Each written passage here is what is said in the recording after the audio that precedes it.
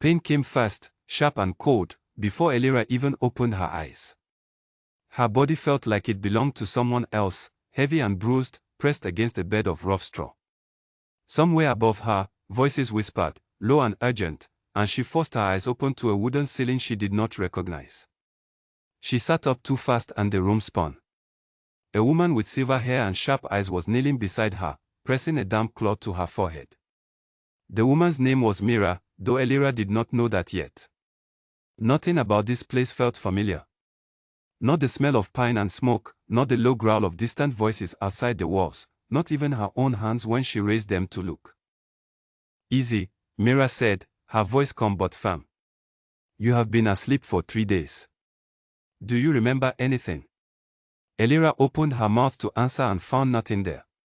No name rose to her lips. No face of a mother or father, no memory of a home, no thread connecting her to any moment before this one. Panic clawed up her throat. I don't know, she whispered. I don't know who I am.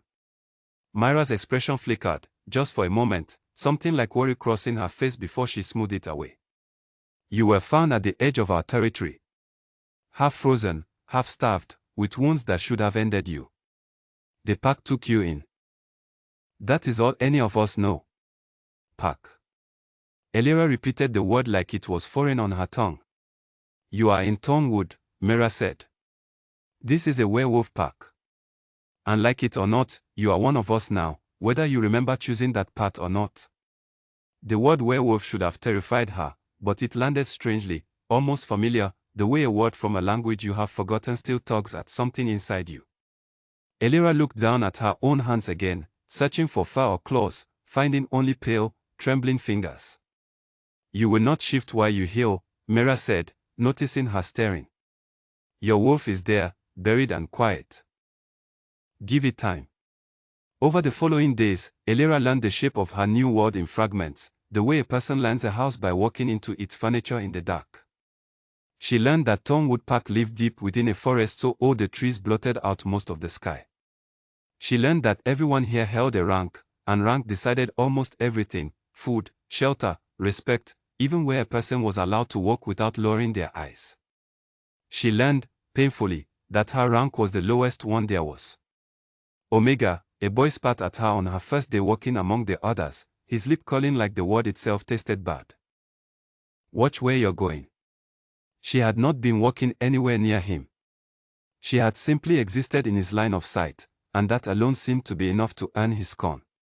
Around Thornwood, Omegas were treated less like people and more like shadows that occasionally got underfoot. They served meals they were not permitted to eat first. They mended clothes they were not permitted to wear once torn beyond repair. They walked with heads down, voices soft, presence small. Elira did not understand why this was her place, only that Mira had told her, gently but without room for argument, that it was. It is not forever, Mira said one evening, as Elira scrubbed the pot at the edge of the river, her hands raw from cold water. Ranks shift. Circumstances change. You were not always meant for this. What was I meant for, then? Elira asked, not really expecting an answer. Mira only offered a small, unreadable smile and changed the subject. There were nights when Elira lay awake in the Omega quarters, listening to the soft breathing of the others around her, and tried desperately to remember anything at all. A face. A voice. A single moment of a life before Thornwood. But her mind gave her only fog, thick and unyielding, broken occasionally by strange flashes she could not explain. A flicker of golden light. The scent of rain on stone. A sound like her own laughter, though she could not recall ever laughing in this life. She began to notice, too, that Mira paid unusual attention to a small mark on her collarbone, a pale crescent shape that curved like a sliver of moon. Once, while changing her bandages, Myra's fingers had gone very still over it, and her breath had caught, just barely, before she resumed her work as though nothing had happened. What is this? Elira had asked, touching the mark herself. A birthmark, Mira had said quickly. Too quickly. Nothing more. Elira did not believe her, but she had learned already that questions in Thornwood were rarely answered honestly, especially by those who seemed to be protecting her from something. Weeks passed in this uneasy rhythm, work and silence and half-truths, until the morning the entire pack seemed to hold its breath at once. Elira woke to find the Omega quarters buzzing with nervous energy, wolves rushing back and forth, sweeping floors that were already clean, polishing furniture no one used, hanging fresh cloth over every window. She caught fragments of conversation as she moved through the chaos, carrying water, folding linens, trying to make sense of the sudden panic. He's coming today. The Alpha King himself, here, in Thornwood. Do you think he'll notice us at all? Omegas are beneath his notice. Elira had never heard the title before, not in this life she could remember, yet something in her chest tightened at the words Alpha King, a strange pull she could not explain, like a string tugging gently at her ribs. Who is he? She asked one of the older Omegas, a quiet woman named Tolia who had shown her small kindnesses since her arrival. Tolia glanced around before answering, lowering her voice. Kale. Alpha King of the Northern Territories. The strongest wolf alive, some say. He rules more packs than anyone can count, and he does not visit lesser packs like ours without reason. Why is he coming here, then? An alliance, Tolia said. Thornwood sits on land he once secured. There is talk he lost something important 2 years ago, something that changed him. Since then he has grown harder, colder. No one crosses him and leaves easily to tell of it. Elira felt a chill she could not place, some instinct warning her to be careful, to stay small, to remain unseen. It should have been easy. She was an Omega, after all, meant to disappear into the background of every important moment. By midday, the entire pack gathered near the main gates of Thornwood, Alphas and Betas standing tall at the front, Omegas pressed toward the rear where they belonged. Elira stood near the back with Tolia, trying to see over the crowd, curiosity overpowering her better judgment. Then the gates opened, and the forest itself seemed to grow quiet. Kale entered on foot, flanked by a small guard of warriors, though he needed no protection to command the space around him. He was tall in a way that made the strongest Thornwood wolves look ordinary, broad-shouldered, dark-haired, moving with the unhurried confidence of someone who had never once questioned his own authority. His eyes swept the crowd with cold efficiency, cataloging threats and allies alike, until they reached the back of the gathering. Elira felt his gaze pass over her like a physical touch, and for one impossible second, it stopped. Kale's expression did not change, not obviously, but something in his posture shifted, a subtle stiffening, as though he had just caught the scent of something he had been chasing for a very long time and could not name. His nostrils flared slightly. His jaw tightened. Then, as quickly as it happened, he looked away, continuing his greeting to the Thornwood Alpha as though nothing at all had occurred. But Elira's heart was pounding, and she did not understand why. Did you see that? Tolia whispered, eyes wide. The Alpha King looked right at you. He looked at all of us, Elira said, though her voice did not sound as steady as she wanted it to. No, Tolia said slowly. He looked at you. Elira told herself it meant nothing. Alphas did not look twice at Omegas, not with interest, not with anything but mild disregard. Whatever she had imagined in that brief exchange was surely a trick of nerves, nothing more. Still, as the pack dispersed to prepare for the welcoming feast that evening, Elira found herself unable to shake the feeling that something enormous had just shifted beneath her feet, some current she could not see pulling her toward a destiny she did not remember choosing. That evening, she was assigned, along with several other Omegas, to serve food and drink at the long feast table set beneath the ancient trees at the heart of Thornwood. Lanterns hung from low branches, casting warm gold light over rows of Alphas and Betas exchanging pleasantries dressed up as diplomacy. Elira moved quietly along the tables, refilling cups, keeping her eyes low as she had been taught, trying not to draw attention. She almost succeeded. As she reached the head table, where Kale sat beside the Thornwood Alpha, deep in discussion about borders and treaties, she leaned forward carefully to fill his cup. Her sleeve brushed his arm, the barest contact, gone in an instant. Kale went utterly still. His conversation stopped mid-sentence. He turned his head slowly, and this time his eyes did not simply pass over her, they fixed on her, intense and searching, as though he were trying to solve a puzzle only he could see. Up close, Elira felt the full weight of his presence, something ancient and powerful radiating from him, and beneath it, something that felt almost like recognition, raw and unguarded before he caught himself. "Your name," he said, quiet enough that only she could hear. "Elira," she answered, startled that he had spoken to her at all. He said nothing further, but his gaze lingered a moment too long before duty pulled him back to the Thornwood Alpha's conversation. Elira retreated as quickly as decorum allowed, her pulse racing, her mind spinning with questions she could not begin to answer. She did not know that across the table, Cale's hands had curled slowly into fists beneath the wood, his composure a thin mask over something far more turbulent underneath. She did not know that for 2 long years, he had searched every territory under his rule for a scent he thought had vanished from the world forever. She did not know that the scent clinging faintly to her skin had just shattered every wall he had built around his heart.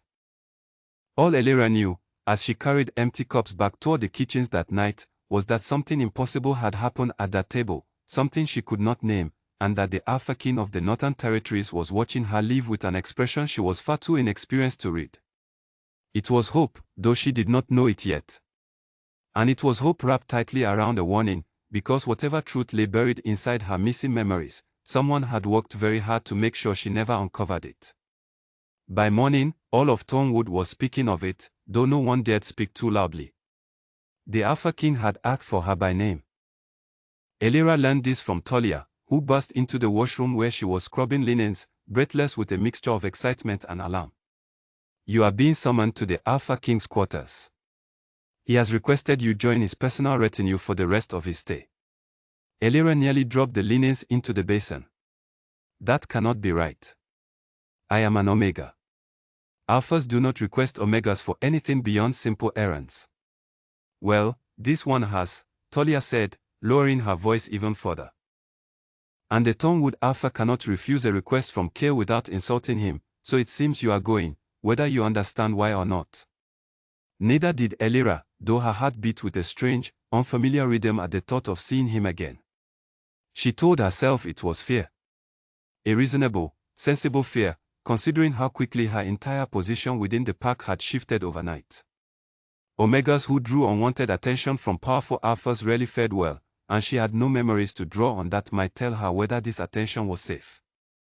She was given a simple grey dress, plainer than anything worn by higher-ranked wolves but a clear improvement over her usual tattered clothing, and led through the winding paths of Thornwood toward the guest quarters reserved for visiting nobility. 2 guards flanked the entrance, both straightening as she approached, though their eyes lingered on her with open curiosity. An Omega, summoned personally by the Alpha King, was not something Thornwood had witnessed before. Cale was waiting inside a spacious room lined with tall windows overlooking the forest canopy. He stood with his back to her when she entered, hands clasped behind him, shoulders set with the same unshakable authority she had seen the day before. When he turned, his expression was carefully composed, though Elira thought she caught something flickering beneath the surface, something restless. "You wish to see me," Elira said, keeping her eyes lowered as she had been taught, though every instinct screamed at her to look at him directly instead. "I did," Cale said. "Sit, please." The word please, coming from an Alpha King toward an Omega, was strange enough that Elira glanced up despite herself. Cale gestured toward a chair near the window, and after a moment's hesitation, she sat, spine straight, hands folded tightly in her lap. "I am told you have no memory of your life before Thornwood," Cale said, watching her closely. "Is that true?" "Yes," Elira admitted. "I was found injured at the edge of the territory. Before that, there is nothing. No name I can remember choosing for myself, no family, no home." Something shifted in Cale's face, quick and sharp, gone before she could name it.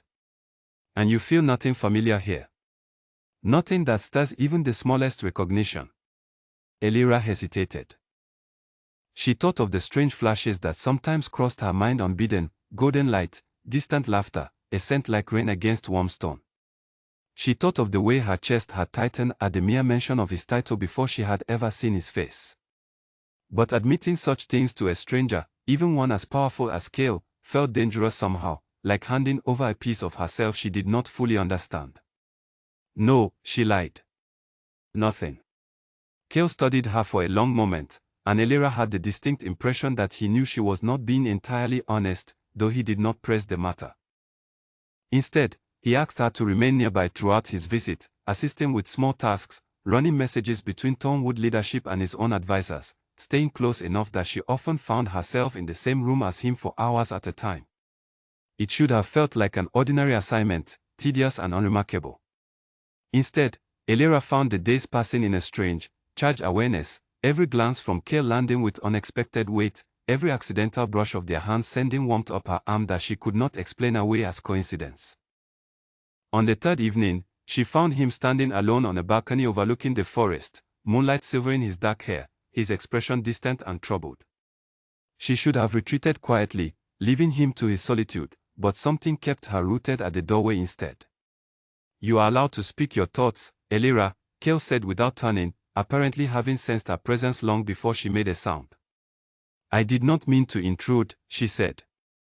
"You are not intruding." He finally turned to face her, his expression softer than she had seen it before, almost vulnerable in the pale light. "May I ask you something honestly, and will you answer me honestly in return?" She nodded, though uncertainty prickled beneath her skin. "Do you ever feel as though pieces of you are missing, not simply memories, but something deeper, something essential, as though your very self has been cut apart and only part of it remains?" Elira's breath caught. It was exactly how she had felt every single day since waking in Thornwood, a persistent hollow ache she had never been able to describe to anyone, not even Mira. "Yes," she admitted quietly. "How did you know?" Kale's jaw tightened, and for a moment he looked as though he might explain everything, might finally give voice to whatever truth burned behind his careful composure. Instead, he simply said, "I have felt something similar, for 2 years now. I did not expect to feel it lessen, even slightly, until recently." The words hung heavy between them, thick with meaning neither of them dared to name aloud. Over the following days, the strange visions grew more frequent for Elira, no longer just flashes but fuller fragments, disjointed scenes that felt more like memory than imagination. She saw a grand hall with golden pillars stretching toward a painted ceiling. She saw herself, or someone who looked remarkably like her, standing in an elegant gown far finer than anything an Omega would ever wear, laughing at something just out of sight. She heard, faintly, a voice calling a name that was not Elira, though the syllables slipped away each time she tried to hold on to them. She mentioned none of this to Kale, though she found herself desperately wanting to. Something held her back, an instinct whispering that these fragments were dangerous, that revealing them too soon might unravel something she was not yet prepared to face. It was Mira who eventually noticed the change in her. "You look pale," Mira said one afternoon, finding Elira sitting alone near the river, staring blankly at the water. "And distracted. What is troubling you?" Elira hesitated, then decided, finally, to share what she had been carrying alone. "I keep seeing things. Places I have never been, at least not that I remember. A hall with golden pillars.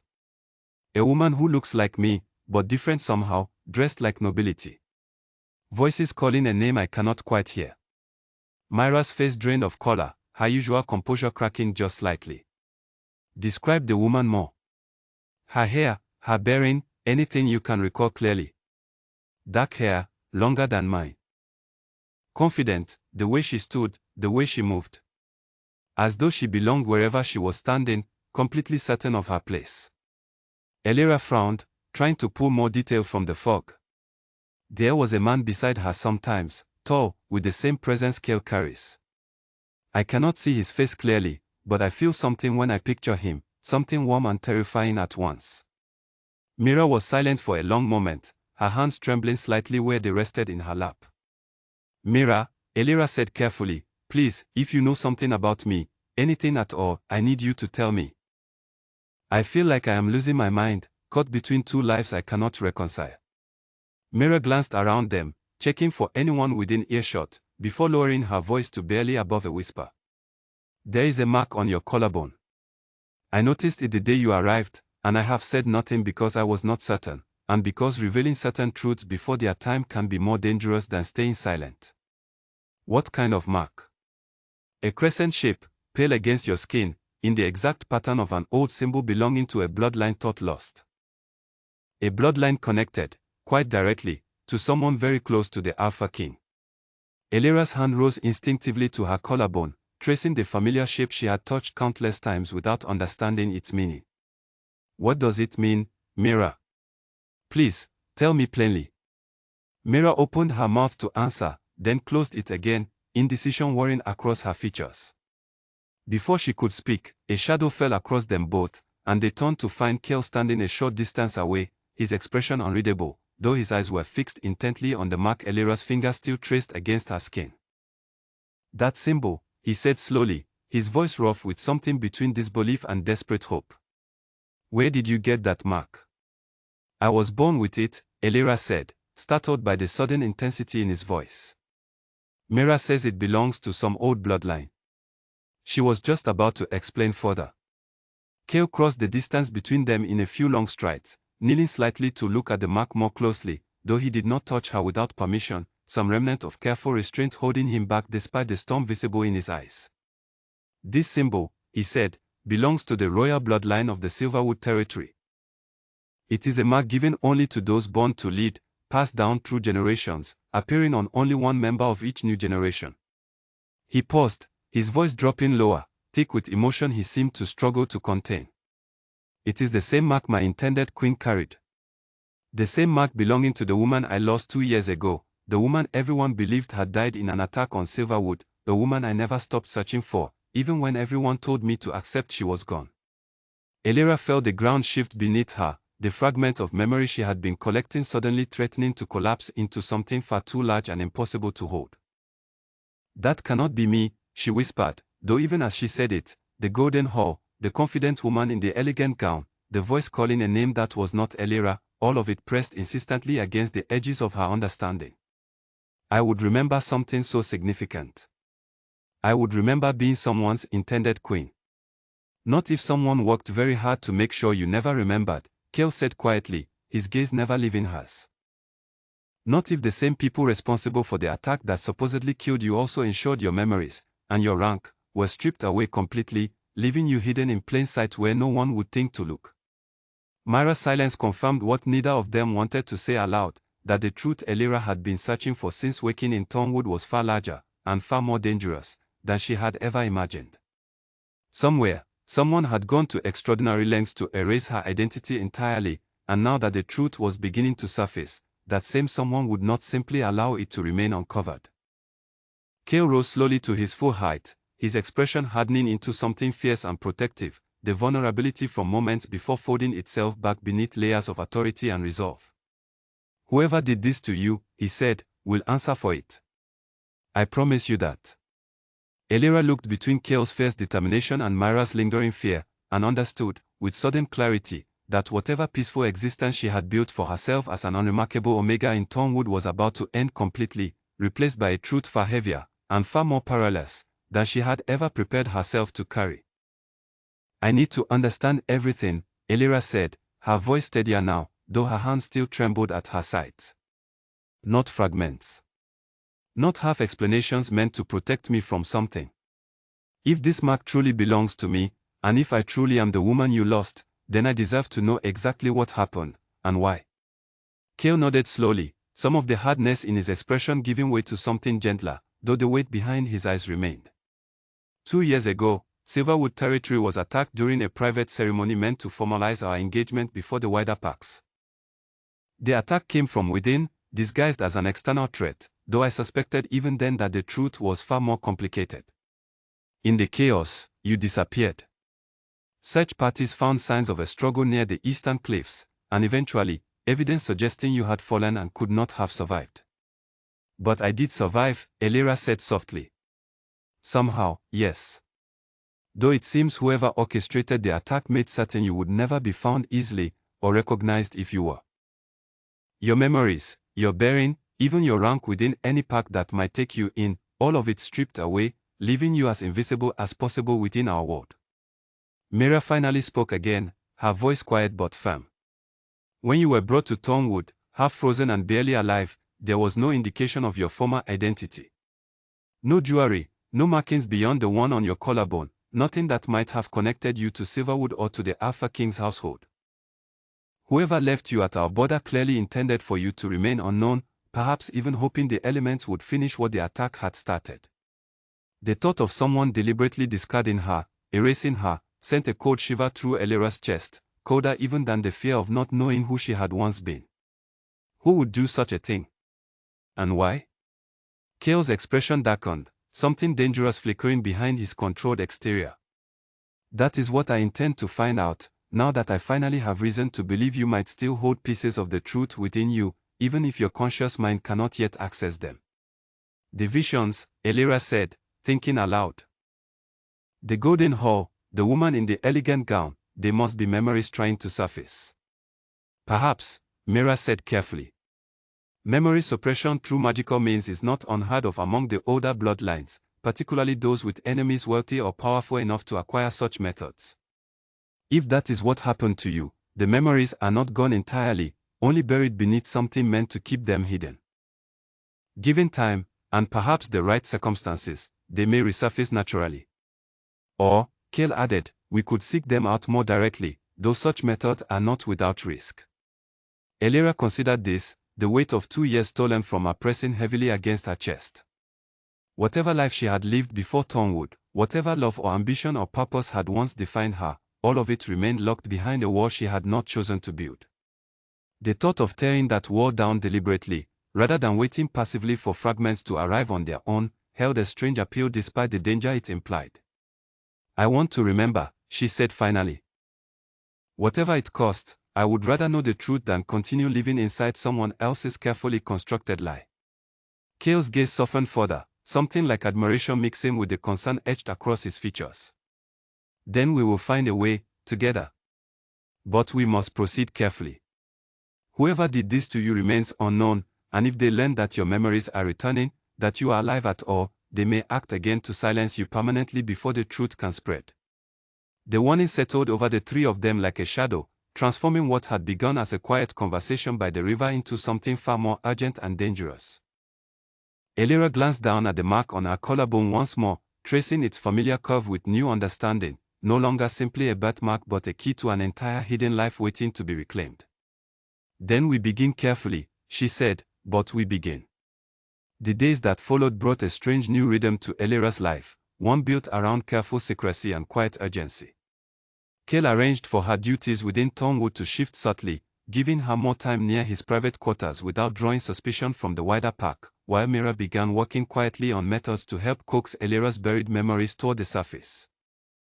Sit still, Mira said one evening, guiding Elira into a chair within her small healing chamber, shelves lined with jars of dried herbs and one book stacked in uneven towers. This will not hurt, though it may feel strange. I am simply going to burn a particular blend of herbs known to loosen the barriers around suppressed memory. It is gentle, nothing dangerous, but it may bring things forward faster than you expect. Elira nodded, though nervousness fluttered beneath her calm exterior. Cale stood near the doorway, arms crossed, his presence steady and watchful, though he said nothing as Mira lit the small bundle of herbs and let fragrant smoke curl gently through the room.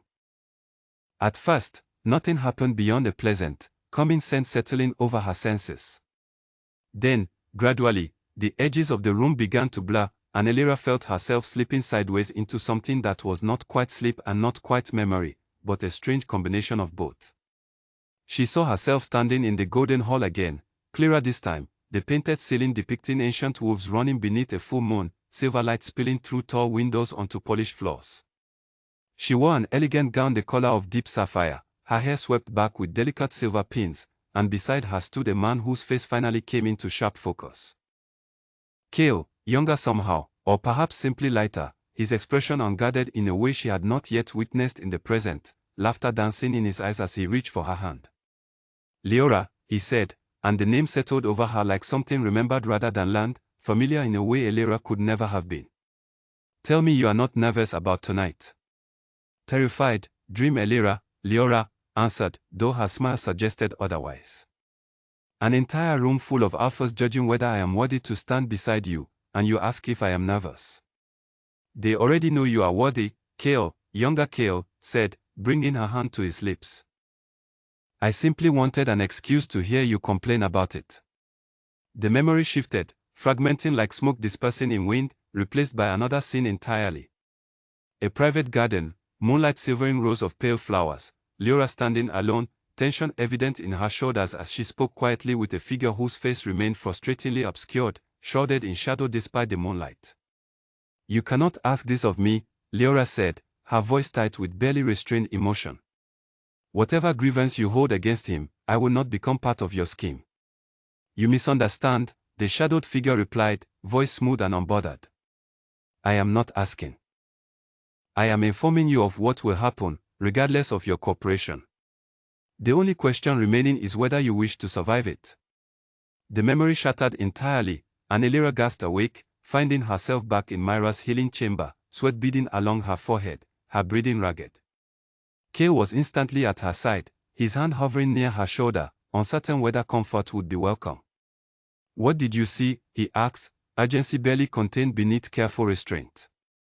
Elira recounted everything: the golden hall, the private garden, the shadowed figure issuing quiet threats beneath moonlight. Kale's expression grew increasingly grim with each detail, his jaw tightening until it seemed carved from stone. "The garden conversation," he said slowly. "Do you recall anything else about the figure? Height, bearing, anything distinguishing?" Elira closed her eyes, trying to pull additional detail from the fading memory. "Tall, though not as tall as you." There was something familiar about the way they stood, confident but restless, shifting weight as though impatient. "I could not see their face clearly, but their voice carried an accent I did not recognize, something clipped and precise." Kale exchanged a glance with Mira, something passing between them that Elira could not fully interpret. "There are only a handful of individuals within Silverwood's inner circle who matched that description," Kale said finally. "And fewer still who held grievances significant enough to justify what happened." "You suspect someone specific?" Elira said, watching his expression carefully. "I suspect several possibilities," Kale admitted. "But suspicion without proof accomplishes nothing beyond alerting the guilty party that they have been noticed. We must proceed carefully, gathering more before confronting anyone directly." Over the following days, more fragments surfaced, some through Myra's careful herbal guidance, others arriving unbidden during quiet moments, triggered by scents or sounds that mirrored something from her buried past. Elira learned, piece by piece, that she had indeed been Leora, daughter of Silverwood's ruling bloodline, raised from childhood with the understanding that she would one day lead alongside whichever Alpha proved himself worthy of the ancient mark she carried.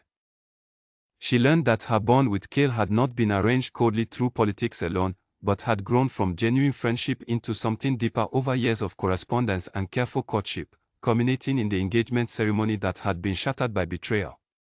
She also learned, with growing unease, that not everyone within Silverwood had celebrated the match. Some had viewed her bloodline's continued prominence as an obstacle to their own ambitions, resentment simmering quietly beneath polite smiles for years before finally erupting into violence. "There was a name," Elira said one evening, sitting across from Kale in his private quarters, a small fire crackling in the hearth between them. "In one of the memories, someone mentioned a name, though it slipped away before I could hold onto it clearly. Something short, sharp-sounding. Try to recall the context," Kale said gently. "Sometimes surrounding details help anchor the memory itself." Elira closed her eyes, reaching backward through the fog. "It was during a conversation about border patrols, I think. Someone was frustrated, complaining that a particular commander had overstepped his authority again. The name began with a hard consonant, D perhaps, or G." "Dorian," Kale said quietly, the name emerging like something long buried finally forced into light. "Commander of the Eastern Border Patrol, and my cousin's husband. He held significant resentment towards Silverwood's influence over territorial decisions, believing his own bloodline deserved greater recognition." "Could he be the shadowed figure from the garden?" "It is possible," Kale said, though caution colored his voice. "Dorian has always been ambitious, occasionally to a fault, but I never suspected him capable of orchestrating something as significant as the attack on Silverwood. Ambition alone does not typically translate into betrayal of this magnitude." "Perhaps ambition alone was not the only motivation," Mira offered, having joined them partway through the conversation, her expression thoughtful. "Sometimes those closest to power resent standing perpetually in someone else's shadow, waiting indefinitely for recognition that never arrives. Given enough time, resentment can curdle into something far more dangerous." Kale fell silent, clearly turning the possibility over carefully in his mind, weighing years of familiarity against the mounting evidence pointing toward betrayal from within his own extended family. "I need proof," he said finally. "Suspicion toward my own cousin's husband, based on fragments of memory that even Elira cannot fully verify, is not sufficient grounds for accusation, particularly not against someone holding significant standing within my court." "Then we find proof," Elira said, determination steady in her voice despite the fear still coiling in her chest. "Whatever it takes." Their investigation deepened over the following week, conducted with careful discretion to avoid alerting anyone who might be watching for signs of suspicion. Cale quietly reviewed old Border Patrol records, searching for irregularities during the time frame surrounding the attack. Mira continued guiding Elira through gentle memory sessions, each one revealing another fragment of the larger picture. And Elira herself began paying closer attention to the wolves surrounding Cale's retinue, watching for any hint of familiarity or unease that might connect to the shadowed figure from her memories. It was during a supply delivery from Silverwood territory, arranged to bring additional guards and provisions for Cale's extended stay, that Elira finally encountered someone whose presence sent an unmistakable jolt of recognition through her entire body. He arrived among a small group of soldiers, tall and precise in his movements, his voice carrying the same clipped, careful accent she remembered from the garden conversation. Dorian moved through Thornwood with practiced confidence, greeting Cale with warm familiarity that betrayed nothing beneath the surface, though Elira, standing quietly among the other Omegas assigned to unload supplies, felt her entire body tense with sudden certainty. It was him. She could not explain how she knew, only that something primal and unmistakable recognized his presence the way her body might recognize the smell of smoke before her mind registered danger. She caught Cale's eye briefly across the courtyard, a subtle shake of her head confirming what she could not yet say aloud. Cale's expression remained carefully neutral, though something hardened behind his eyes as he continued his conversation with Dorian, giving no outward indication that anything unusual had occurred. Later that evening, once Dorian had retired to guest quarters prepared for visiting Silverwood officials, Cale found Elira waiting near the edge of the training grounds, moonlight casting long shadows across the empty space. "You recognized him," Cale said, not quite a question. "I am certain of it," Elira confirmed. "Something in the way he moves, the sound of his voice, it matches the memory precisely. I do not know if I can explain how certain I am, only that every instinct within me confirms it." Cale's jaw tightened, the careful composure he had maintained throughout the day finally cracking to reveal the fury simmering beneath. If Dorian is indeed responsible, he will not act alone. Whoever helped orchestrate the attack likely remains embedded within Silverwood's structure, waiting patiently for an opportunity to finish what they started should the truth ever threaten to surface. "Then we must be careful," Elira said. "If he suspects even for a moment that I remember anything, or that you suspect his involvement, he may act again before we can gather sufficient proof." "Precisely why we must proceed with extreme caution," Cale agreed. "I will continue reviewing records quietly, searching for evidence connecting Dorian directly to the attack. In the meantime, you must remain vigilant, Elira. If he recognizes you as Leora, understands that his attempt to erase you failed, there is no predicting how far he might go to correct that failure permanently." The warning settled heavily over Elira, transforming the quiet moonlit training grounds into something far more ominous. She thought of the shadowed figure from her memory, the cold certainty in his voice as he informed Leora of what would happen regardless of her cooperation, and felt a fresh wave of determination steady her resolve. "I am done being afraid," she said, surprising herself with the conviction in her own voice. "Whatever Dorian intended when he tried to erase me from existence, I am still here. My memories are returning, piece by piece, and I refuse to remain hidden and silent while he continues walking freely among people who trust him." Cale studied her for a long moment, something like pride mixing with concern across his features. "That courage is exactly what I remember loving about you, long before any of this happened. But courage without caution can be equally dangerous.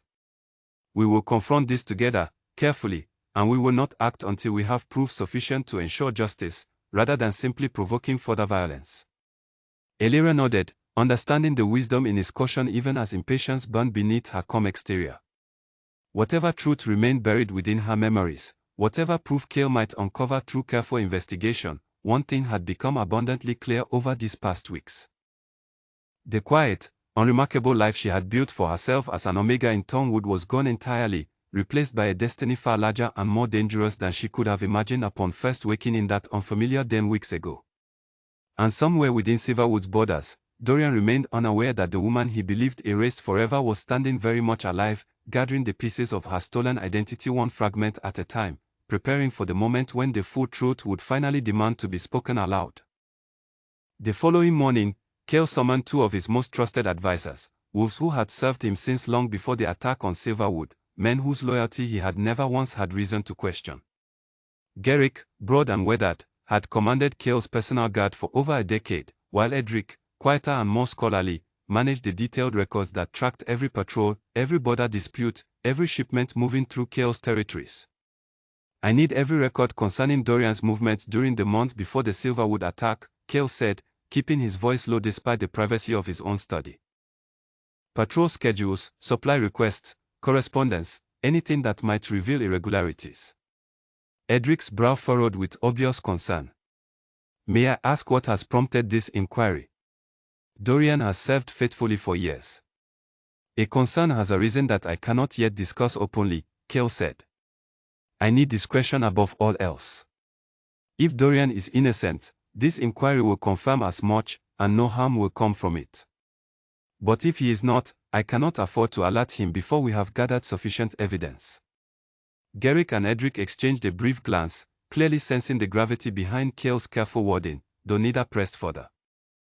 They departed to begin their quiet investigation, leaving Cale alone with the weight of uncertainty pressing heavily against his composure. Meanwhile, Elira continued working alongside Mira, coaxing additional fragments of memory toward the surface through patient, careful sessions within the healing chamber.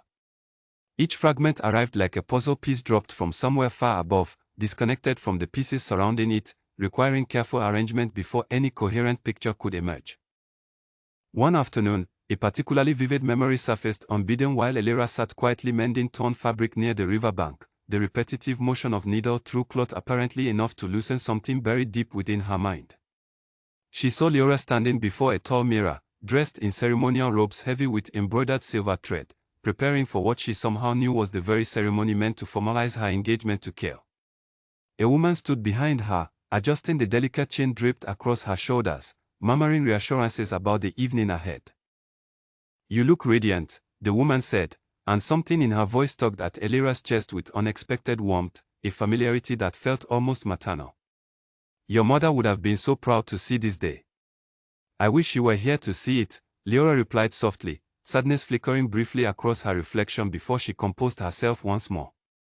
The woman's face came into partial focus, kind eyes and silver hair pulled back in a simple braid, features that struck Elira with sudden, dizzying recognition even within the memory itself. Mira. Younger, perhaps, but unmistakably Mira, standing beside Leora on the very evening that would end in catastrophe hours later. The memory dissolved as quickly as it had arrived, leaving Elira gasping, her needle forgotten in her lap, staring at nothing while her mind raced to reconcile what she had just witnessed. She found Mira later that same evening, tending carefully to a row of drying herbs hung along the healing chamber's wall, and did not bother with careful preamble before speaking. "You knew me before the attack," Elira said. "You were there, at Silverwood, helping me prepare for the engagement ceremony. Why did you never tell me this?" Myra's hand stilled over the herbs, her shoulders sagging slightly as though a burden she had carried too long had finally grown too heavy to bear alone. "I served as healer to your mother's household since before you were born, Leora. When the attack occurred and you disappeared, I searched for weeks, refusing to accept what everyone else had concluded. When I finally heard whispers of an unidentified woman found injured near Thornwood's borders, I petitioned for reassignment here, hoping desperately that fate had guided me toward you.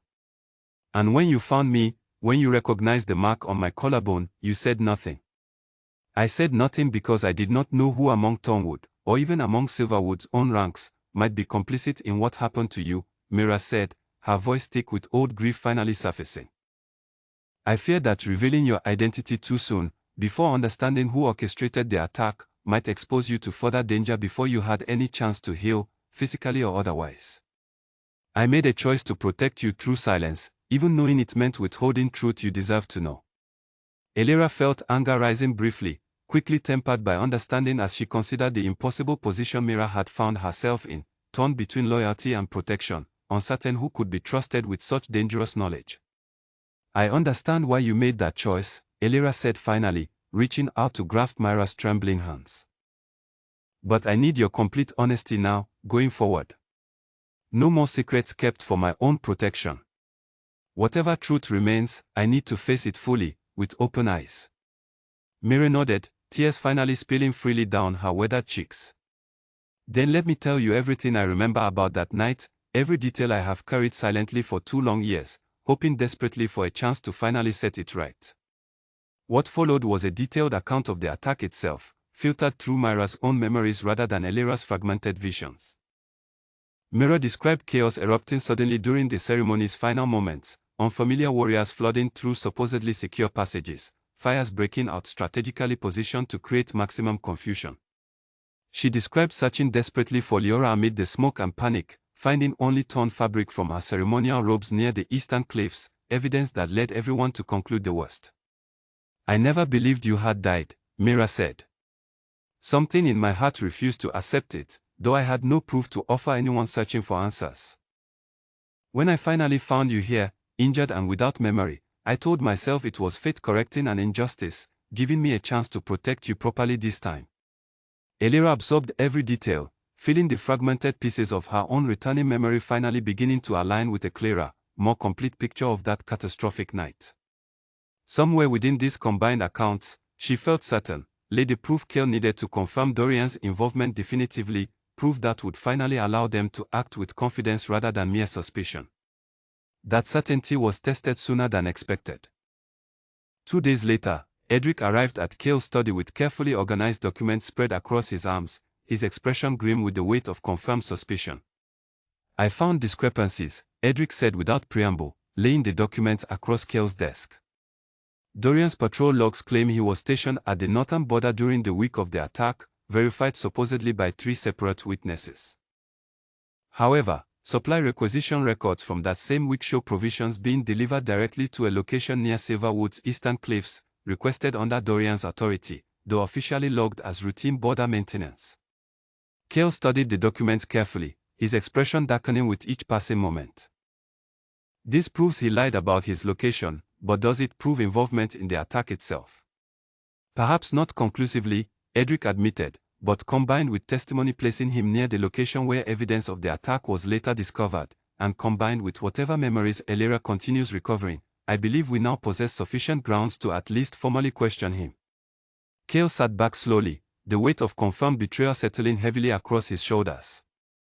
Years of trust, extended family bonds, all of it now called into serious question by careful investigation and returning memory alike. Gather additional guards, quietly, Kale said finally. We will question Dorian before he has any opportunity to suspect what we have uncovered. But we must move carefully, Edric.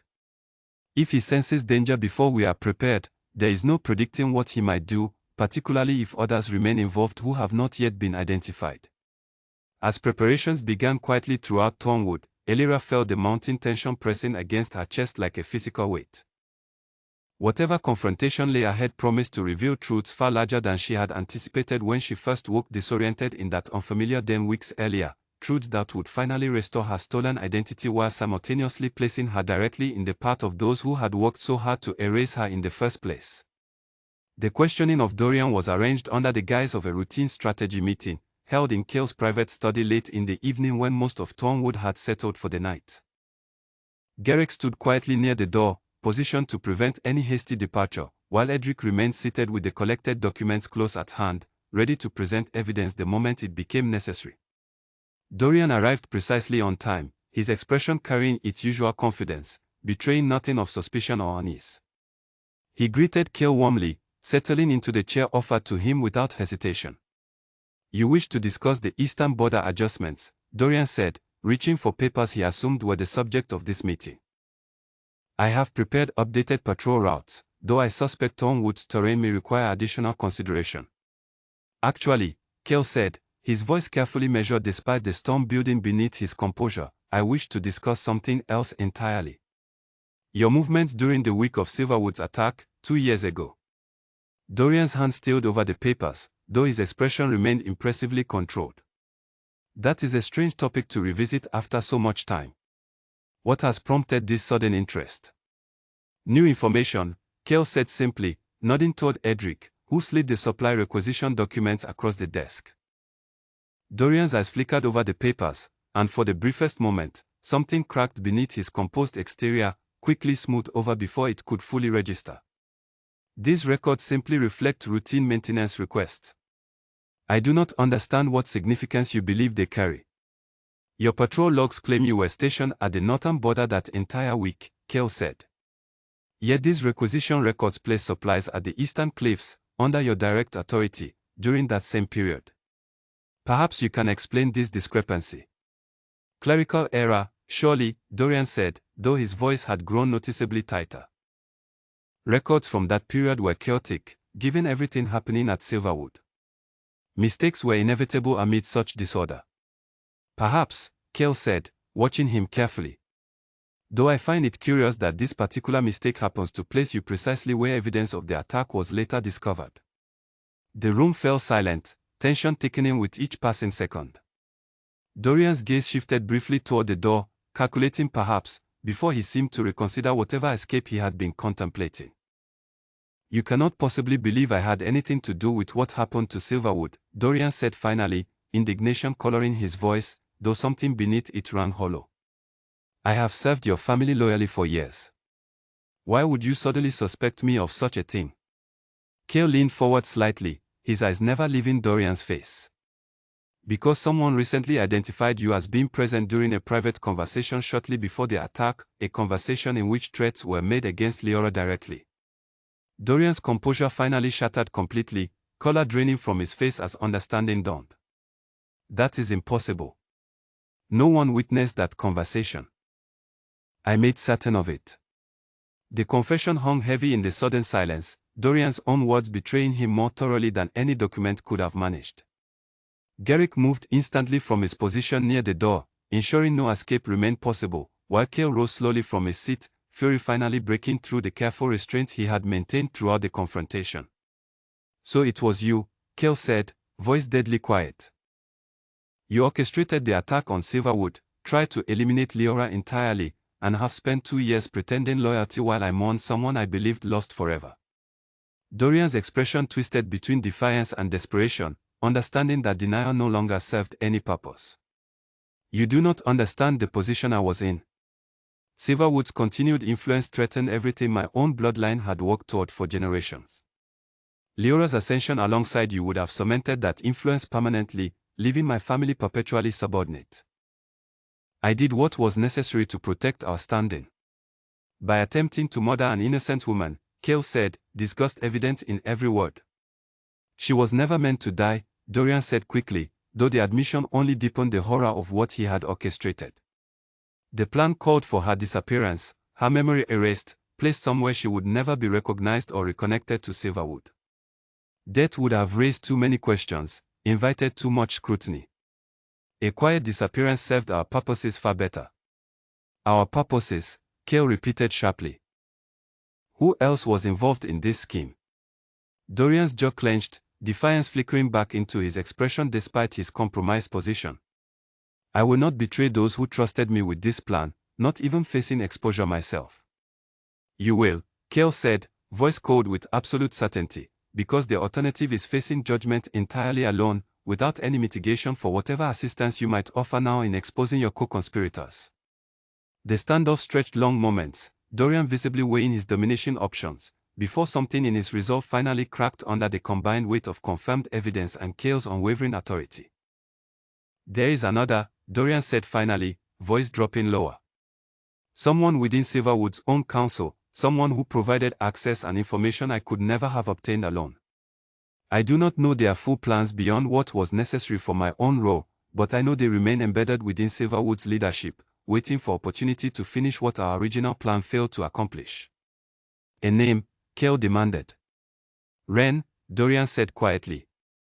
Advisor to Silverwood's council, trusted by nearly everyone within the territory. I do not know what personal motivation drove their involvement, only that they approached me with the plan already fully formed, offering resources and access I would never have possessed alone. Cale absorbed this information with visible tension, the betrayal deepening far beyond what he had initially suspected. Wren had served Silverwood's counsel for years, someone Leora herself had likely trusted implicitly given their proximity to her family's inner circle. If Wren remains embedded within Silverwood's leadership, Cale said slowly, and if they learn that Dorian has been exposed, they may act to eliminate Elira before we can move against them properly. The realization struck the room with sudden urgency. Garrick moved quickly to secure Dorian under guard, while Cale turned toward Edric with rapid instructions regarding immediate communication with trusted allies remaining within Silverwood's territory, individuals who might help monitor Wren's movements without alerting them to the unfolding exposure. Elira, waiting anxiously in an adjoining chamber throughout the confrontation, emerged the moment Cale summoned her, reading the grave urgency etched across his features immediately. "What has happened?" she asked. "Dorian has confessed to orchestrating the attack," Cale said, though he acted with assistance from someone still embedded within Silverwood's council. A counselor named Wren. The name struck something within Elira immediately, another fragment of returning memory surfacing with sudden clarity. She saw Wren now, clearly, standing beside her mother during countless council meetings throughout her childhood, someone she had trusted implicitly as an extension of her own family's inner circle. "I remember them," Elira said, horror coloring her voice. "They were present at nearly every significant moment throughout my life. I never suspected anything beyond loyal service." "Which is precisely why their betrayal remains so dangerous," Cale said grimly. "Someone trusted so completely holds access and influence that an outsider like Dorian could never have obtained alone. If Wren learns that their involvement has been exposed, they may act swiftly and decisively to eliminate any remaining threat to their concealment." "Meaning me," Elira said quietly. "Meaning you," Cale confirmed, his expression hardening with protective resolve. "I will not allow that to happen. But we must move quickly now, before word of Dorian's confession has any opportunity to reach Silverwood through channels we cannot yet identify or control." Plans shifted rapidly throughout the following hours, Cale coordinating with trusted allies to secure Silverwood's territory against further danger while simultaneously arranging protective measures around Elira herself. Guards were stationed discreetly throughout Thornwood, patrols increased along every approach to the park's territory, communication carefully restricted to prevent any premature leak regarding Dorian's exposure. Despite these precautions, tension continued mounting as the night progressed, everyone involved understanding that Wren, given sufficient warning, might act with desperate speed rather than allowing careful investigation to unfold naturally. "We cannot simply wait for them to act fast," Elira said, finding Cale alone in his study late that same evening, exhaustion evident across his features despite the restless energy still driving his movements.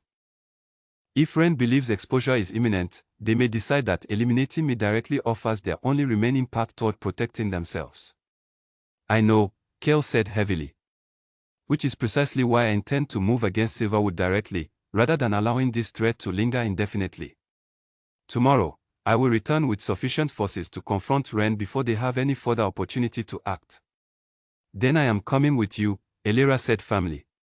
Cale turned to face her fully, concern warring visibly against understanding within his expression. "Elira, returning to Silverwood means confronting not only Wren, but the full weight of everything you have lost, everyone who once knew you as Leora, everything that was taken from you through violence and betrayal. I cannot guarantee your safety completely, even with every precaution we might arrange." "I understand the risk," Elira said. "But hiding here while you confront the person responsible for destroying my entire former life feels like continuing exactly what Dorian and Wren intended from the beginning, keeping me hidden, powerless, absent from my own story. I refuse to remain passive any longer." Cale studied her for a long moment, something fierce and proud finally breaking through his careful restraint. "You have always possessed remarkable courage, even before losing your memories. It seems that courage remains intact despite everything taken from you. Then you will allow me to come?" "I will allow it," Cale said, "though we will proceed with every precaution available to us. Whatever confrontation awaits at Silverwood, I intend to ensure you emerge from it safely, with your rightful identity finally and permanently restored." As preparations continued through the remainder of the night, word spreading quietly among trusted allies regarding the coming confrontation, Elira found herself standing once more at the edge of Thornwood's training grounds, moonlight casting familiar shadows across the empty space where she had first confirmed Dorian's identity days earlier. Whatever awaited her at Silverwood, whatever remained of the life she had once lived as Leora before violence and betrayal stripped it away entirely, she understood now that reclaiming it would require facing every danger head-on, rather than continuing to hide within the safety of anonymity. The Omega who had woken disoriented in an unfamiliar den weeks earlier had been, in many ways, only ever a temporary disguise concealing someone far stronger, someone finally prepared to reclaim everything that rightfully belonged to her. Before dawn, Mira found her still standing at the edge of the training grounds, wrapped in a thick cloak against the early chill, and joined her quietly without a word of greeting. "You should be resting," Mira said eventually. "Tomorrow will demand everything you have." "I cannot sleep," Elira admitted. "Every time I close my eyes, I see fragments of Silverwood, pieces of a life I am only beginning to understand. Tomorrow I return to a home I do not fully remember, to confront someone I once trusted completely, and I do not know if I am ready." Mira reached over and took her hand, squeezing gently. "No one is ever fully ready to face something like this. Readiness is not the requirement. Courage is. And you have already shown more of that in these past weeks than most wolves demonstrate across an entire lifetime. What if my memories fail me when it matters most? What if I stand before Ren and freeze, unable to recall enough to confront them properly? Then Kale will stand beside you," Mira said simply. "And I will stand beside you. And Garrick and Edric, and every ally Kale has gathered through the night, will stand beside you as well. You are not facing this alone, Elira, whatever fear might be whispering otherwise." Elira nodded slowly, comfort settling gradually over her scattered nerves. "Thank you, Mira. For everything. For finding me, for protecting me even through silence, for helping me understand who I truly am." "You do not need to thank me," Mira said, her voice thick with emotion. "I owed your mother that much, and I owed you far more besides. Seeing you stand here now, ready to reclaim your place despite everything taken from you, is thanks enough for anything I might have done." They stood together in comfortable silence as the first hints of dawn began coloring the horizon, the forest around them slowly waking with birdsong and rustling leaves. When Kale finally emerged from his quarters, dressed for travel with Garrick and a contingent of trusted warriors assembled behind him, Elira felt a fresh surge of resolve steady her completely. "Are you certain about this?" Kale asked quietly, approaching her alone while the others made final preparations. "More certain than I have been about anything since waking in that den weeks ago," Elira said. "Whatever Ren intended when they helped orchestrate my erasure, they did not anticipate that I might return, memories intact, ready to demand accountability for everything they stole from me."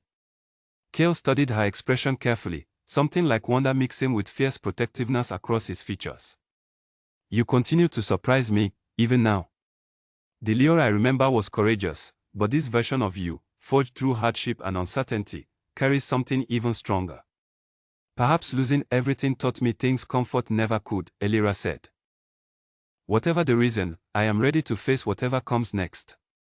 Kale extended his hand, and Elira took it without hesitation, the gesture carrying weight far beyond simple comfort, a silent promise exchanged between them that whatever awaited at Silverwood, they would face it together, as equals rather than as a king seeking to protect someone fragile and lost.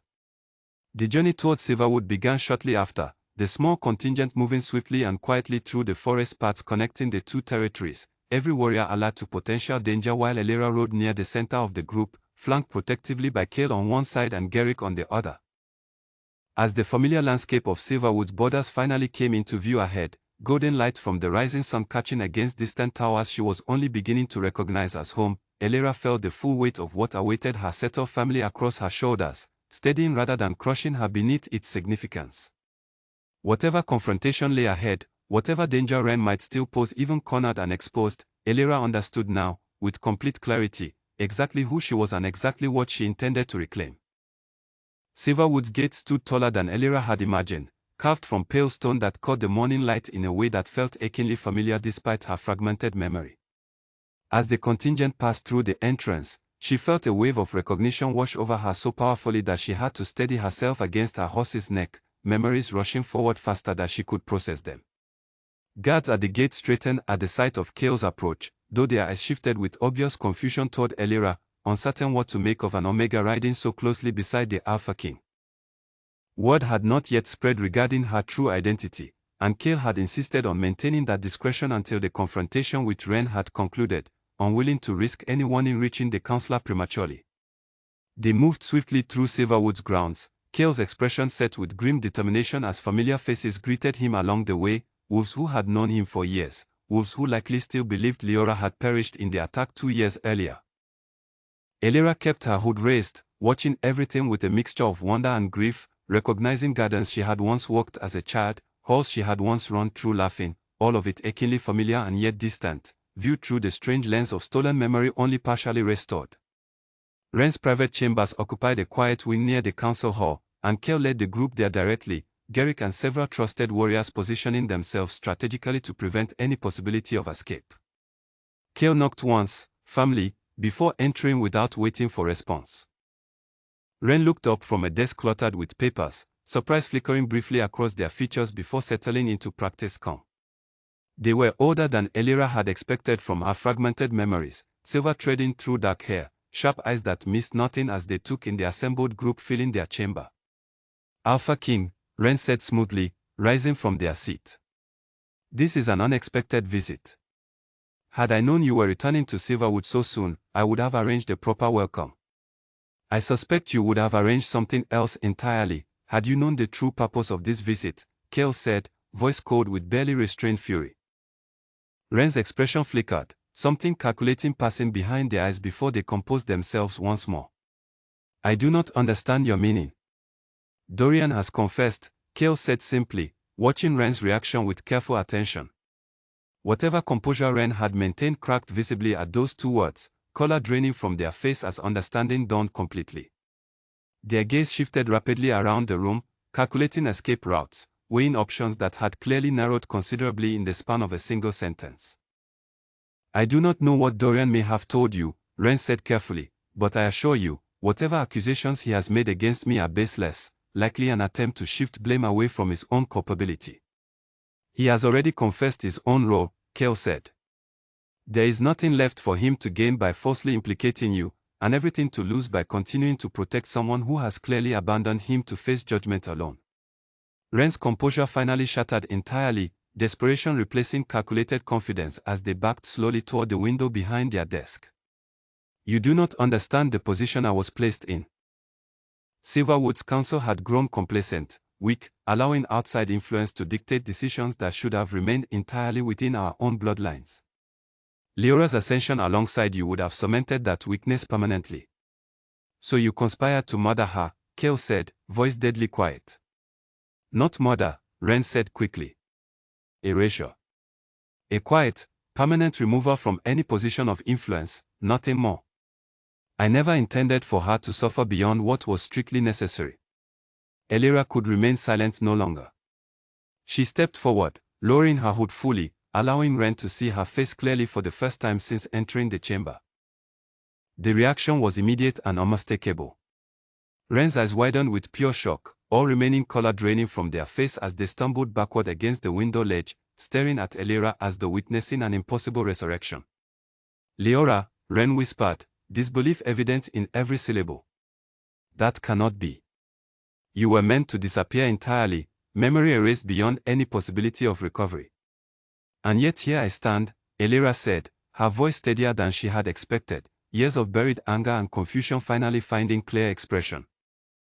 Memories returning, identity intact, standing before the very person who orchestrated my erasure and stole 2 years of my life. How is this possible? Ren asked, more to themselves than to anyone present, shock still evident despite their attempt to regain composure. Fate, perhaps, Elira said. Or simply the fact that erasing someone's memory does not erase who they fundamentally are. I may have forgotten my name, my home, everyone I once loved, but something within me refused to disappear entirely, no matter how thoroughly you attempted to accomplish it. Ren's expression twisted through several emotions rapidly, shock giving way to calculation, calculation giving way finally to something like resignation as they recognized the impossibility of their current position. Garrick and the other warriors had moved to block every exit from the chamber, leaving no possibility of escape. What happens now? Ren asked quietly, addressing Kale directly. Now, Kale said, you will be brought before Silverwood's full council, where you will answer formally for your role in the attack, for the attempted murder of their rightful heir, and for 2 years of deception maintained while pretending loyal service to a family you had already betrayed completely. Ren's shoulders sagged, understanding that no argument remained capable of altering the outcome now facing them. Garrick moved forward to secure them properly, while Kale turned toward Elira, watching her carefully for any sign of distress following the confrontation. Are you well? He asked quietly. I am, Elira said, and found the words surprisingly true. Whatever fear she had carried into this confrontation had transformed, somewhere during the exchange, into something steadier, something closer to closure than she had expected to feel so quickly. It is strange, facing someone who caused so much harm and feeling less anger than I anticipated, and more simply relieved that the truth has finally surfaced completely. That relief is well earned, Kale said. You have carried uncertainty and fragmented memory for weeks now, facing every challenge with remarkable courage. This confrontation marks the beginning of reclaiming everything stolen from you, not merely an ending to the danger you faced. Word of Ren's exposure and Elira's return spread rapidly throughout Silverwood over the following hours, the entire territory buzzing with disbelief and cautious hope as the impossible truth settled over households that had mourned Leora's presumed death for 2 long years. By afternoon, Silverwood's full council had convened within the grand hall Elira recognized clearly now from her returning memories, golden pillars stretching toward the painted ceiling exactly as she remembered from countless fragmented visions. Ren stood before the assembled council, formally charged with orchestrating the attack that had nearly claimed Leora's life, alongside Dorian's earlier confession providing corroborating detail regarding the full scope of their conspiracy. Silverwood's remaining council members, shocked and grieved by the depth of betrayal within their own ranks, moved swiftly to strip Ren of all remaining authority and influence, formal judgment to follow according to Silverwood's established laws regarding treason against the ruling bloodline. Throughout the proceedings, Elira stood beside Kale, no longer hidden beneath an Omega's lowered gaze, but standing tall and visible before her people for the first time in 2 years. The crescent mark on her collarbone, once carefully concealed beneath simple Omega clothing, now displayed openly as proof of her rightful bloodline, confirmed further by several older council members who recognized her features, her bearing, even small mannerisms that had survived despite the erasure of her conscious memory. It truly is her, one elderly councillor said, tears visible in her eyes as she studied Elira's face carefully. I would recognize that expression anywhere, the same determined set to her jaw that her mother carried before her. Before the council rendered its final judgment on Ren, one younger member rose with a lingering question that seemed to unsettle several others in the room. How can we be certain this is not simply an elaborate deception, someone claiming a stolen identity for personal gain? The question hung uncomfortably in the air until Mira stepped forward, offering testimony regarding the healing sessions that had gradually restored Elira's memories, corroborated in careful detail by Kale's own account of recognizing her scent upon their first encounter in Thornwood. Edric added the documented evidence linking Dorian's falsified patrol records to the timeline of the attack, while several elder councillors confirmed, through careful questioning about childhood details only the true Leora could have known, that no deception could explain the depth and consistency of what Elira recalled. By the time the questioning concluded, even the most skeptical council members appeared satisfied, and the chamber settled into a solemn quiet that spoke more powerfully than applause ever could. The formal restoration of Elira's identity and rank proceeded swiftly once the council confirmed her authenticity beyond any reasonable doubt, ancient records and remaining physical evidence combining with her own returning memories to establish complete certainty regarding her true heritage. Within days, preparations began for a formal ceremony intended to announce her restoration publicly, not merely to Silverwood's own territory, but to every allied pack who had once known her as Kale's intended queen. The days leading toward the ceremony passed in a strange, warm blur for Elira, filled with reunions she had not expected to experience again, distant relatives and childhood friends approaching with cautious hope and eventual overwhelming joy as her identity became undeniable. She met cousins who wept openly upon seeing her, servants who had cared for her since infancy now overcome with relief, even her mother's closest friend, an elderly wolf named Ilsa, who embraced her with such fierce emotion that Elira found herself crying freely for the first time since waking in Thornwood weeks earlier. We never stopped hoping, Ilsa said, holding Elira's face gently between weathered hands. Even when everyone else accepted the worst, some of us refused to believe you were truly gone. Amid these emotional reunions, Elira also found herself reconnecting more deeply with Cale, their relationship no longer built on fragmented memory and cautious hope, but on genuine rediscovery as more of her past continued surfacing naturally now that immediate danger had passed. She remembered, slowly but surely, the warmth of their early friendship, the careful courtship that had grown into something deeper over years of correspondence, the genuine partnership they had built together long before politics or bloodlines had entered into consideration. "I am not the same person I was before losing my memories," she told him one evening, standing together on the same balcony where he had first asked her honestly whether she felt pieces of herself missing. 2 years as an Omega in Thornwood, facing uncertainty and hardship without any memory of my former life, has changed me in ways I am still discovering. "I would not want you to be exactly the same," Cale said, reaching for her hand. "The woman standing before me now has survived betrayal, endured genuine hardship, and rebuilt herself from nothing rather than relying on privilege or inherited authority. That strength only deepens my admiration, rather than diminishing whatever connection we shared before." "Then you do not mind that I have changed?" "I welcome it," Cale said simply. "Whoever you are now, whatever combination of Leora and the woman who survived as Elira, is someone I am honored to stand beside, not merely as an intended queen restored to her rightful place, but as an equal partner who has earned that position through genuine strength and resilience."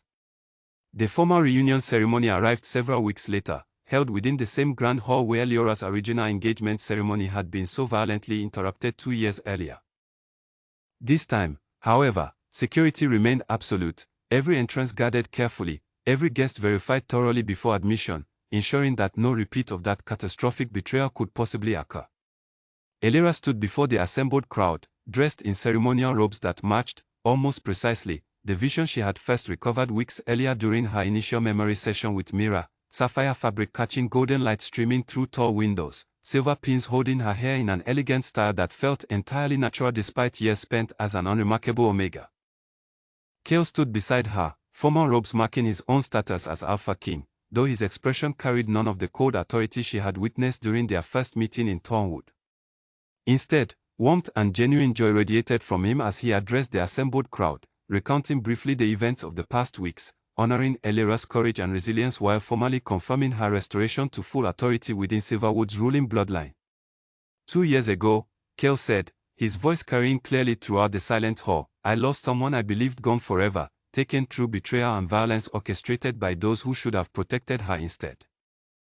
I mourned her loss deeply, searched for answers I could not find, and eventually accepted, however reluctantly, that she was gone." He turned to face Elira directly, his expression softening further as he continued. "But fate, it seems, is not so easily defeated. Leora survived, rebuilt herself from nothing, faced hardship and uncertainty with remarkable courage, and found her way back to us, not merely restored to her former position, but strengthened through everything she endured along the way." The crowd erupted into applause, joy and relief evident throughout the assembled guests as Cale formally announced their renewed engagement, this time with full security and complete transparency, ensuring no future betrayal could threaten what they had both fought so hard to reclaim. Mira stood near the front of the gathering, tears streaming freely down her face as she watched the ceremony unfold, finally witnessing the outcome she had hoped for since first recognizing the mark on Elira's collarbone weeks earlier in Thornwood. As the ceremony concluded and celebration began throughout Silverwood's grounds, Elira found a quiet moment alone with Cale, stepping away from the joyful crowd to stand together beneath the same ancient trees where their original courtship had blossomed years earlier. "Do you feel complete now?" Cale asked quietly, studying her expression carefully. "Everything restored, your rightful place reclaimed, justice served against those who wronged you." Elira considered the question seriously, reflecting on everything that had transpired since waking disoriented in that unfamiliar den weeks earlier. "I feel different than complete," she said finally. "I feel like someone who has survived something significant, who carries scars alongside restored memory, who understands now, more fully than before, exactly what she values and exactly what she is capable of enduring." "That sounds like wisdom hard won," Cale said. "Perhaps," Elira agreed. "But I would not trade it, even knowing the hardship it cost me. Losing everything taught me things comfort and privilege never could. And finding my way back to you, to this life, to everyone who never stopped hoping for my return, means more now than it might have meant before I understood what genuine loss actually feels like. Cale pulled her gently into his arms, and Elira allowed herself, finally, to feel fully present within this reclaimed life, memories restored, identity confirmed, standing beside someone who had never stopped searching for her even through the darkest uncertainty. Whatever challenges awaited them as they moved forward together, rebuilding trust within Silverwood's council, strengthening alliances across allied territories, continuing the partnership that had first blossomed years before violence and betrayal had nearly destroyed it entirely, she understood now that she faced those challenges not as a fragile queen restored to fragile safety, but as someone forged through genuine hardship into her strongest possible self. The Omega who had woken confused and frightened in Thornwood weeks earlier had never truly disappeared, Elira realized, standing quietly beneath ancient trees with Cale's arms wrapped securely around her. That resilience, that quiet strength cultivated through hardship and uncertainty, remained fully integrated now within the restored queen she had always been meant to become, two halves of the same person finally united into someone stronger than either identity could have been alone. And as celebration continued throughout Silverwood's grounds behind them, marking not merely her restoration but the beginning of a partnership built now on genuine trust, complete transparency, and hard-won mutual respect, Elira finally allowed herself to simply exist within this moment, grateful for a homecoming she had once believed impossible, and ready, finally, to embrace whatever future awaited her alongside the man who had never stopped believing she would somehow, someday, find her way back to him.